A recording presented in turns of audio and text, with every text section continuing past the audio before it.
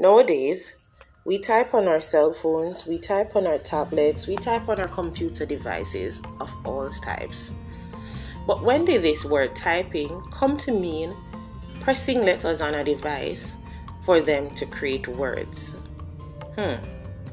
Well, prior to 1575, the word type only meant classification or classifying things based on similarities.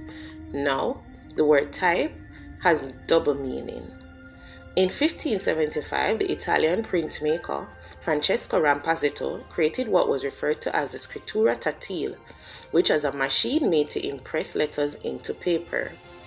Then, in the 1800s, Italian Pellegrino invented a device which was used to help his blind friend to have the ability to write.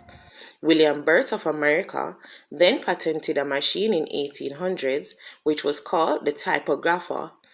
It was interpreted as a type of device which was able to place graphemes, those are letters, on paper. Since then, the typewriter would have been developed further by several other inventors until an electrically operated typewriter was developed by Thomas Edison in 1872. It was mainly used for office purposes.